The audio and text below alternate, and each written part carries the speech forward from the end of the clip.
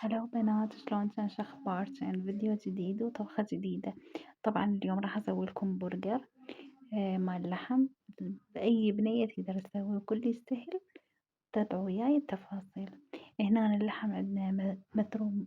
عندنا كيلو ونص لحم. الكل كيلو ونص لحم تاخذون ب1500 طمون.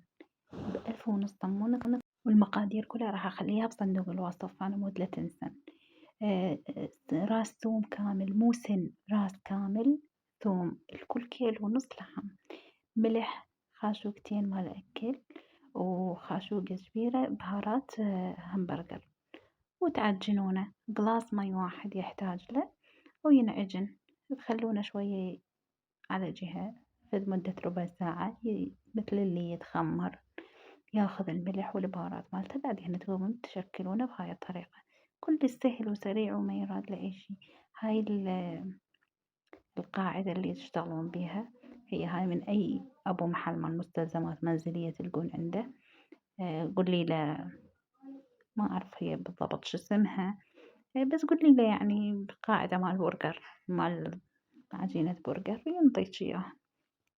هو أكو بيها أحجام.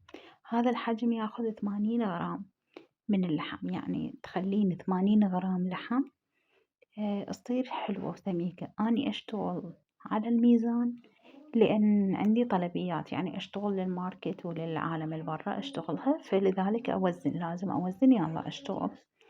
وبهاي الطريقة كل سهل. تقدرين تجمدينه. أكو هم هاي الأكياس الغذائية، هي اللي خاصة بالبرجر، موجودة عند أهل النايلون يبيعون من عندها. تقدرين تشترين من عندها. الكيس الواحد ب500 قطعة من هذا النايلون اللي يتخلى بين البرجر. هذا هسه اللي جاي استعمله، شوفي. هذا يحافظ لك على البرجر، ما يلزق شي بشي. اهل المحلات هم يستعملونه، اهل المعامل هم يستعملوه بهالشكل. وكل سهلة وسريعة، وراح تكون كلش طيبة ونظيفة واحسن من البرة. تعتمدينها وتشتغليها انتي بالبيت احسن من البرة بهواية. والف صحة وهنا عليكم يا رب. لا تنسون اللايك والاشتراك بالقناة.